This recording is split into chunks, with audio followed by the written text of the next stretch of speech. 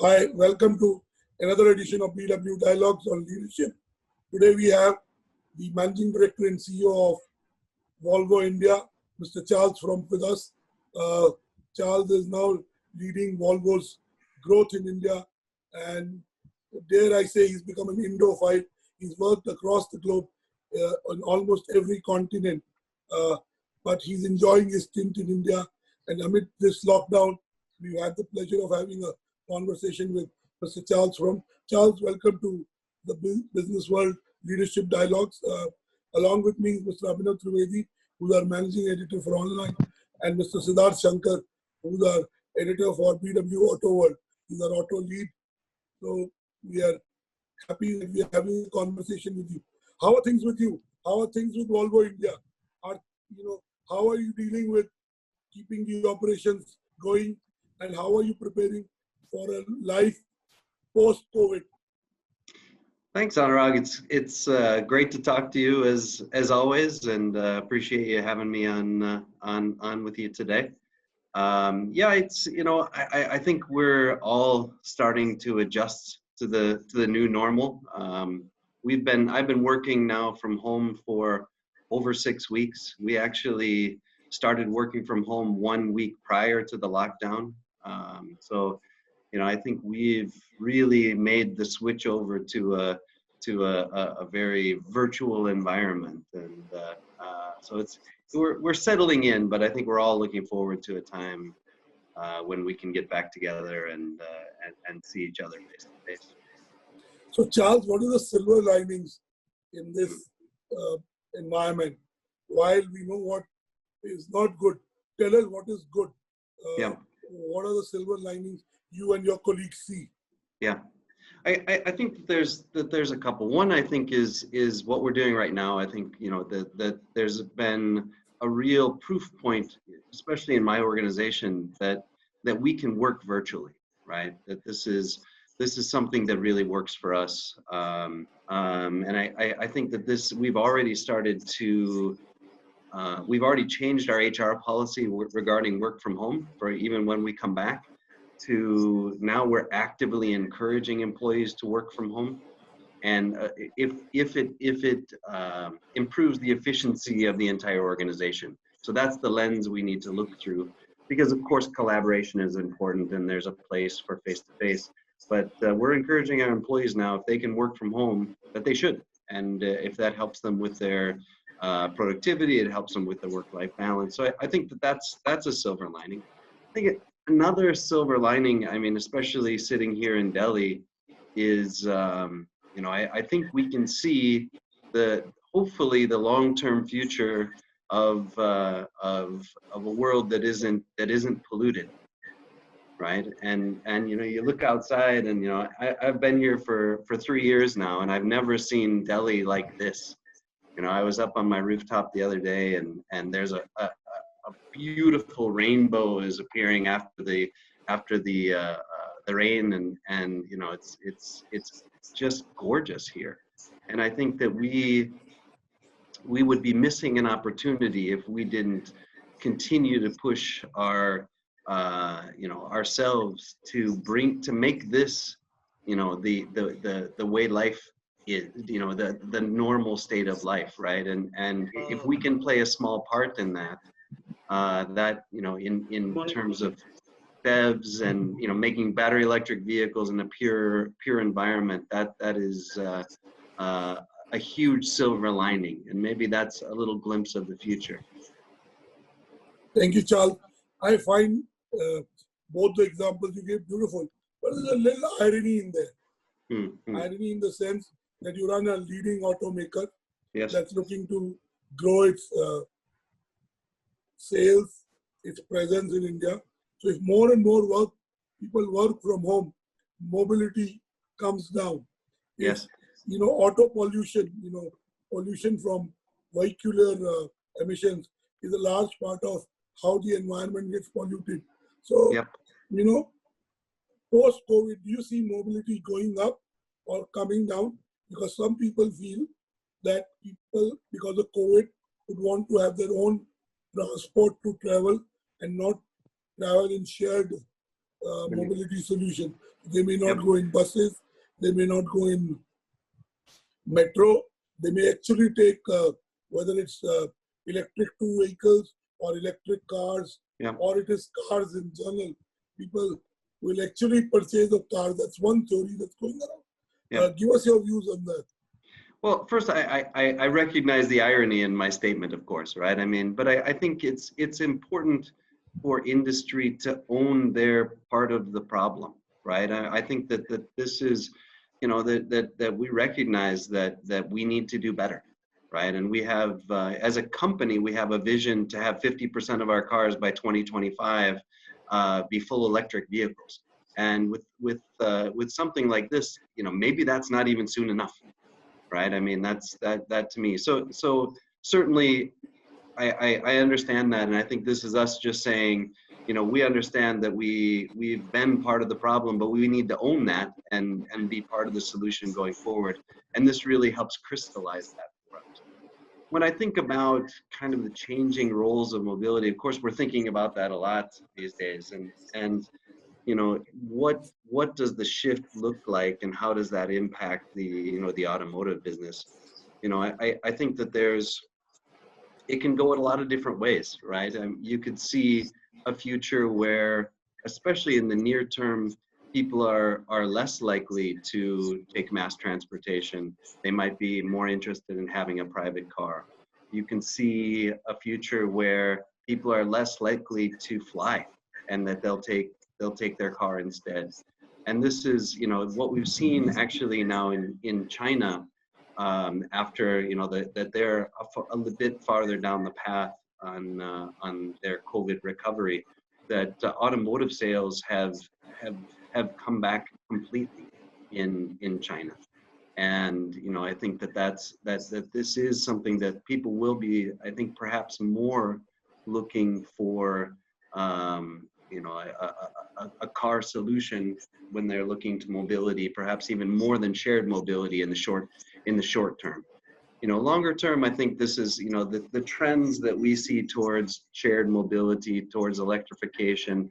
I think that, I'm not sure that this pushes shared mobility in a positive direction, but it certainly pushes electrification in a positive way. And that's something that we very much support and see as the correct direction. Thank you, Charles. I want to ask another question and let Abhinav, Siddharth, and Abhishek Banerjee was again an auto correspondent, senior auto correspondent. That's very good for us to join. Charles, this time requires for extraordinary leadership.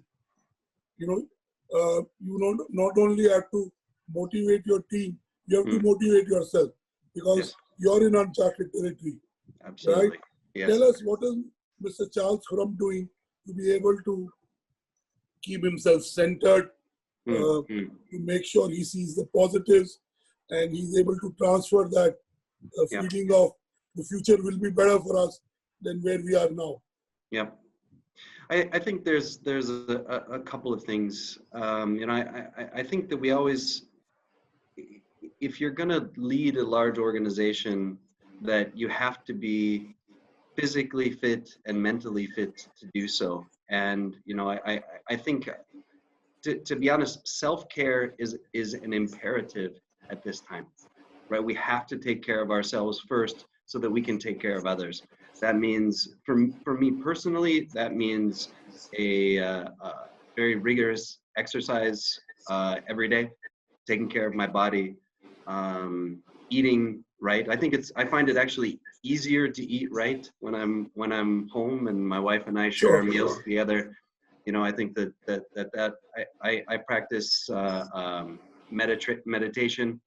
So all of these things for me, I think are important for a self-care regimen, that I think people really, that leaders need to think about, making sure that they're physically, mentally, health, are fit so that they can lead. And then I think the next thing, and really that's the base, then you free yourself to be yourself. And I think, most leaders are positive by nature, right? And this just allows them to, keep a clear head. But I think in these times, especially, you'll probably hear it a lot, but the, communication is of utmost importance. And I think that's whether, and for me, a lot of that is not just formal communication and information sharing, it's informal time. We're lacking those times now in the office where we caught up on our weekends, and so at the start of every meeting, for me, I want to make sure that I'm visible. I'm using video as much as possible, and talking a little bit about people's day before we get into the thick of things, because this is a very emotional time, right? And I think people need to understand the situation, right? I mean, there's many of us in our conference calls have kids running around. We have people coming to the door. We have challenges. The world is we can't be 100% focused all the time in this work from environment. But so communication in a formal way, communication in an informal way. For me especially, it's connecting to my own team, letting them know that we have a very simple, clear plan, that we, that is, logical, that we have things under control, that they're very clear in our expectations for them, right? I think there's a whole, at the moment, the whole world is unexpected. So if you can have a clear understanding of your manager's expectations of you, I think that's particularly important. And that's maybe one thing that you can really, sink your teeth into in these uncertain times. At least I know what's expected. So, basically from an operational perspective, for me, I'm having an all hands meeting with the entire company once a week. Every Monday, we go through our crisis planning action packages every single week, talk about how, what we're doing. And then at the end of the day, every day, I'm calling at least 1 or 2 employees to see how they're doing. I'm calling 1 or 2 dealers to see how they're doing, and connecting on a more personal. But for me, communication is absolutely the number 1 priority. So it brings that personal touch. Yes. It brings that personal touch right from the top. Charles Frump is talking to the dealer. Charles Frump is talking to colleagues. So it brings that personal touch. I mean, yeah. It may not be physical. It works both ways, right? I get a lot of energy from my team, right? And that, I think, this is a job that, we it can be a lonely job if you don't connect with people. And I had a good call with a dealer yesterday, and he was talking about how his he's for the last 40 days been locked in with his daughter and his wife and his father, and just what a blessing this is that they could spend this time together, right? And those kinds of things, you think that you're going to hear hardship stories whenever you connect, and the truth is that sometimes you hear very inspiring stories. That gives me a boost as well. Charles, these are the positive things, and we really cherish them, and really that sets you apart and us apart from whatever we do. But how do you deal with people, colleagues, as a leader, who don't understand that this is not the time to slacken up? This is not the time to be sad. This is the time to transform and prepare yourself for the future. That this is transitory. This shall pass. And even if it's hard, we got to go through it. How do you deal with that? How do you deal with colleagues who are not up to speed with the change, with what is needed? I think you need, for a lot of this it's individual by individual, right? And sure. and I would say the majority of the people that I've worked with in terms of my own organization, in terms of the dealer personnel that I work with, I see that as the minority. Actually, I see more positivity and more willingness to change and embrace the future. But you're right, there are people that that are feel unsafe. There are people that are maybe overwhelmed by the uncertainty that they have, right? And I think that for me, you need to dig into the root cause for that individual, right? What is it that's causing these feelings? What, you know, it's really, this is the time to be very personal and understand the root cause of those things, because especially typically, you know, people in these organizations, they're high performing people, and when put under stress, sometimes, you know, that makes unusual behavior can come from that, and a lot of that is caused from the stress that we have. And I think we first, as leaders, need to be understanding of that, and then handle it in a very human way and understand what we can do to help that person. Sure, Chand.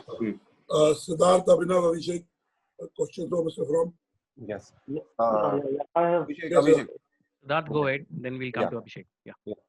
Sir, we just spoke about electrification, and we know that Volvo aims at going fully electric, or at least 50% of electric vehicles sold by 2025. Now, what my question is, post-COVID, we have a very low consumer sentiment. We will not be putting in money into big ticket purchases.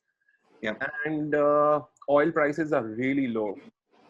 Unbelievably low. No, yes, that's true. Yeah. Yes, and then the OEMs don't have money to spend because of lockdowns, manufacturing being shut and everything.